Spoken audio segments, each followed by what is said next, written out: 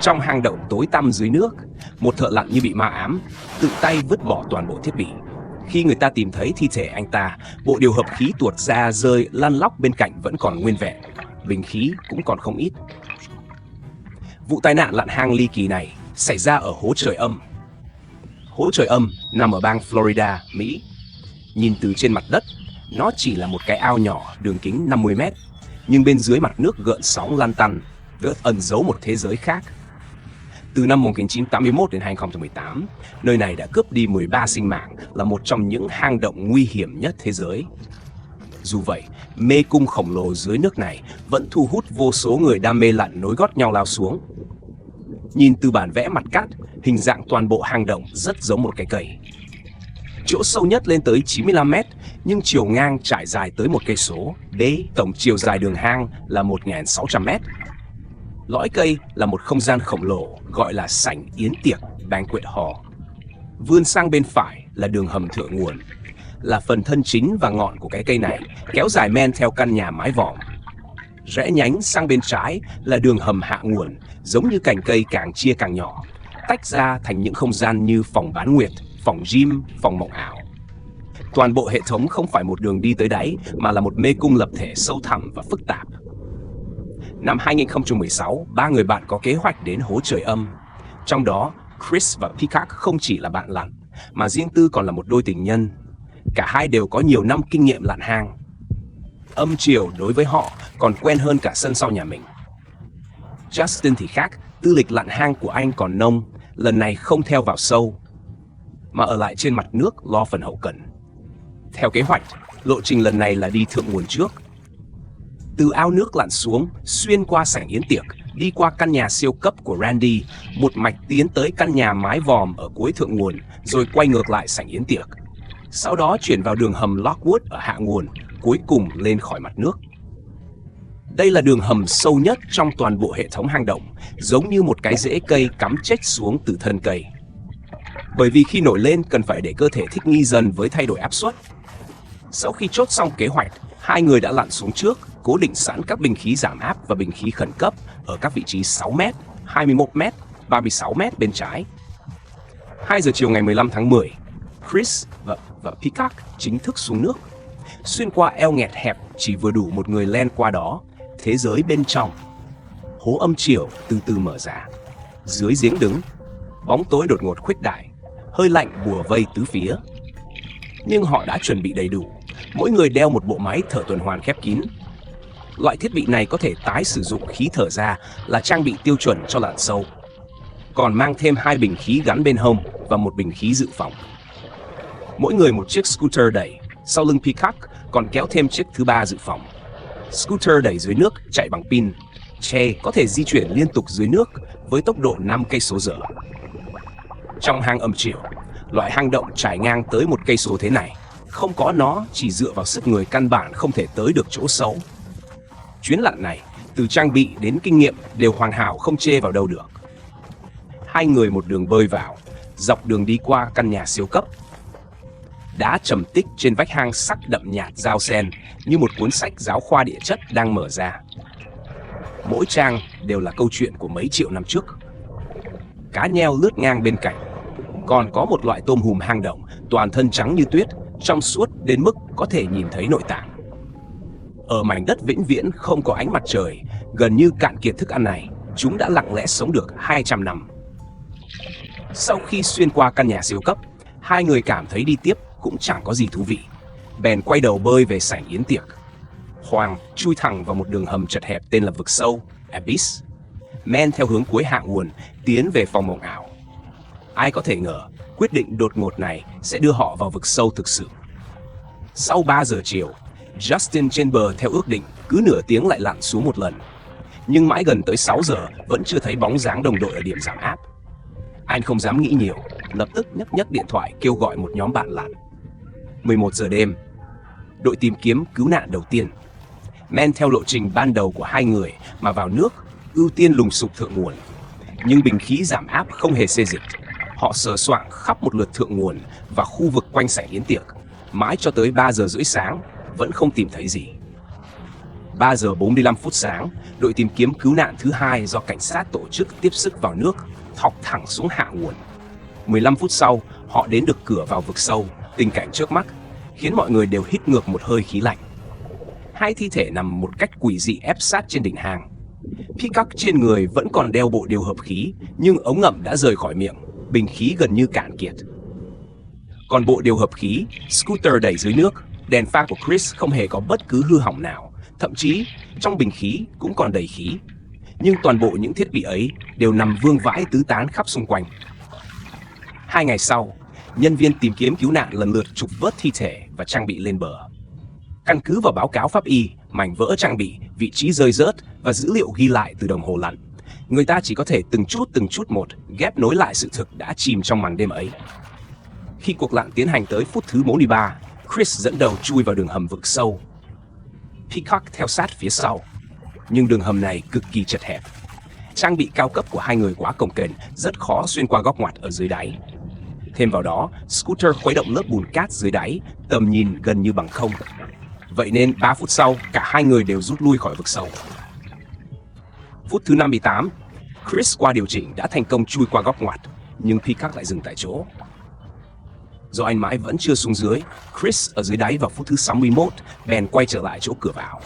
Bắt đầu từ đây, Chris như bị ma ám, lần lượt cởi bỏ bộ điều hợp khí, Scooter, đèn pha, bình khí, từng món một. Peacock thấy vậy, lập tức đưa bộ điều hợp khí dự phòng cho anh. Hai người ép sát vào nhau cùng chung bình khí để thở. Từ vị trí thiết bị rơi rớt mà xét, họ từng cố gắng giãy giụa về hướng cửa ra.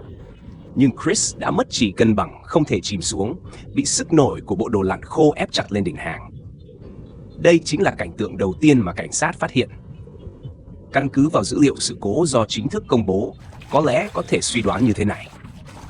Vào phút thứ 58, Peacock sở dĩ mãi không xuống dưới, có khả năng là do anh mang theo hai chiếc scooter bị kẹt lại ở ngã rẽ. Chris vì thế quay lại cứu anh, nhưng trong đường hang chật hẹp, nói chi đến cứu người, ngay cả xoay người cũng khó khăn. Cho nên anh đã cởi bỏ những món thiết bị nặng nề cồng kềnh nhất trên người. Từng món một tháo xuống. Sau khi thoát kẹt thành công, hai người cùng chung một bình khí, di chuyển đống thiết bị đã tháo dỡ sang chỗ rộng rãi hơn ở phía trước cửa vào, định mặc lại để trở ra. Không ngờ Chris mất chỉ cân bằng, bị sức nổi của bộ đồ lặn khô đẩy ép lên đỉnh hang. Peacock sau khi tìm cách cứu vãn bất thành, đã chọn sống chết theo cùng anh. Cuối cùng bỏ bình khí mà chết.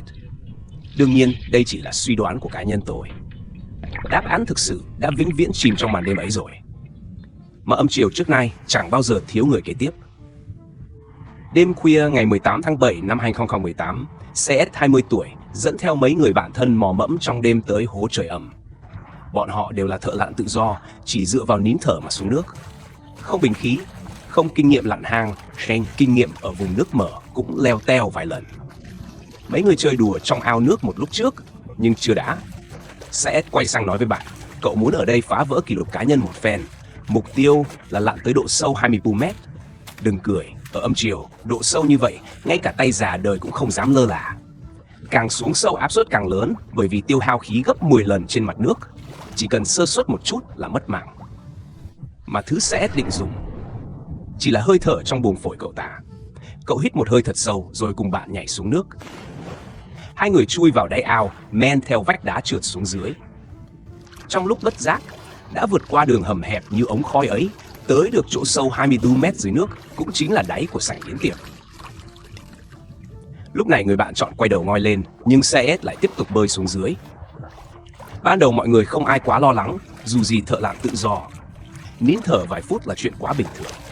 Nhưng 10 phút trôi qua, mặt nước vẫn không có bất cứ động tĩnh gì. Mấy người lại nhảy xuống nước lùng sục một vòng, vẫn không thu hoạch được gì. Phía dưới là cái gì, trong lòng bọn họ đều rõ. Không còn ai dám tiếp tục vào sâu, cuối cùng chỉ còn cách báo cảnh sát cầu cứu. Nhân viên cứu hộ đêm đó đã tiến hành tìm kiếm, nhưng bóng tối khiến mọi thứ không biết bắt đầu từ đâu. Tìm kiếm cứu nạn buộc phải chấm dứt. Ngày hôm sau đội tìm kiếm vào nước ở đáy đụn cát sỏi sâu khoảng 46 mét. Tìm thấy CS. Căn cứ vào diễn biến sự việc, cảnh sát suy đoán nguyên nhân chính khiến CS thiệt mạng là do không mang theo bất kỳ thiết bị chiếu sáng nào. Thêm vào đó, lúc ấy là nửa đêm, trong hang không có lấy một tia sáng. Khi cậu ta muốn quay trở lại, hoàn toàn không tìm thấy lối ra, Hare cuối cùng chết đuối và chìm xuống dưới đáy đụn cát sỏi. Nói ra cũng thật trùng hợp, lại vừa hay nằm ngay trên tấm biển cảnh báo lâu đời đó. Trên biển vé thần chết viết rằng, để ngăn cái chết của bạn đừng đi tiếp nữa, trong hang này không có bất cứ thứ gì đáng để bạn đánh đổi bằng mạng sống. Có kẻ là tự mình làm bậy, có kẻ là bị bạn bè hố cho mà vào. John và Simon là bạn thân thiết quen biết đã nhiều năm, cũng là bạn lặn ăn ý nhất. Về kinh nghiệm, John lặn hang gần 10 năm, không ít kỹ thuật của Simon là học từ anh ta. Nhưng John thuộc thể chất dễ hoảng loạn. Nửa năm trước, lúc hai người lặn ở một hang động nhỏ, John dày dạn kinh nghiệm lại đột nhiên mất khống chế dưới nước, giật phăng bộ điều hợp khí, đạp đá cào cấu Simon. May mà Simon lúc nguy cấp không hề rối loạn, cứng rắn bình an đưa được ông thầy về tới mặt nước. Từ sau khi xảy ra chuyện đó, vợ Simon không chịu để chồng mình chơi với John nữa. Nhưng mấy tháng sau, John hết bạn hết bè lại tìm tới cửa, vừa mở miệng đã là hố trời ầm. Simon vừa nghe, sắc mặt liền biến đổi, nhưng không chịu nổi sự nài nỉ dai dẳng của John, cuối cùng vẫn đồng ý. Ngày 12 tháng 6 năm 2004, John và Simon lái xe tới hố trời ầm. Kế hoạch là một đường tiến thẳng tới cuối hạ nguồn, rồi men theo đường cũ trở về. Tính cả thời gian giảm áp, trong vòng 2 tiếng rưỡi là có thể kết thúc. 1 giờ chiều, hai người sau khi vào nước, xuyên qua đường hầm ống khói vào tới sảnh yến tiệc. Đặt bình giảm áp bên cạnh tấm biển cảnh báo thần chết, rồi tiếp tục men theo dây dẫn đường tiến sâu vào trong, lần lượt đi qua đường hầm vực sâu, cái túi của John, phòng gym, phòng bán nguyệt. Độ sâu từ 60m từng bước tăng dần tới 88m, cuối cùng tới được phòng mộng ảo ở cuối hạ nguồn. 1 giờ 40 chiều, hai người bắt đầu men đường cũ trở về. Ngay lúc Simon chui vào đường hầm vực sâu, bắt đầu bò lên trên, thì John phía sau lại đột nhiên im bặt, không động tĩnh. Anh ta nhìn chằm chằm vào một hang nhánh phía dưới, như bị thứ gì móc hồn mất vậy, không một tiếng động, quay đầu liền chui tọt vào trong đó. Nói ra cũng thật trùng hợp, cái hang nhánh này tên đúng là cái túi của John. Sau khi vào cái không gian bức bối này, scooter trong nháy mắt khuấy tung bùn cát dưới đáy, bốn bề lập tức tối đen như bị chôn sống. John hốt hoảng thất thần, lập tức vứt bỏ scooter, muốn men theo dây dẫn đường mò ra ngoài. Không ngờ càng bơi càng sâu. Nơi anh ta tưởng là cửa ra, thực ra lại là bóng tối sâu hơn. Simon vừa mới bò ra khỏi đường hầm vực sâu, phát hiện John không bám theo, lập tức quay đầu lại tìm. Kết quả cũng biến mất trong màn bùn cát đục ngầu ấy. 3 giờ rưỡi chiều, nhân viên công viên phát hiện ghi chép rời khỏi của hai người vẫn luôn để trống, nhưng bình khí ở điểm giảm áp thì một cái cũng chưa hề động tới. Đến bước này thì không cần phải đoán nữa rồi. Tin tức vừa ra, tiền bối trong giới lặn hang nước Mỹ là Paul đã dẫn theo một đội cứu hộ chạy tới hiện trường. Chiều ngày 13, đội tìm kiếm cứu nạn phát hiện John ở sâu dưới hạ nguồn, nhưng Simon thì tuyệt không thấy tăm hơi. Ngày hôm sau mưa như chút nước đổ xuống, trong hang đục ngầu không chịu nổi, việc tìm kiếm cứu nạn buộc phải ngưng lại. Ngày 15 trời quang mưa tạnh, Paul dẫn đội một lần nữa vào nước. Trải qua nhiều lần lùng sục, cuối cùng ở trong phòng bán nguyệt tìm thấy thi thể của Simon. 40 thợ lặn thay phiên nhau vào nước, trọn vẹn thức trắng 3 ngày mới đưa được hai người lên bờ. Theo khám nghiệm pháp y, hai người đều là do thiếu oxy mà chết đuối. Nguyên nhân chính là scooter của John khuấy lên bùn cát, tự nhốt chết mình không nói.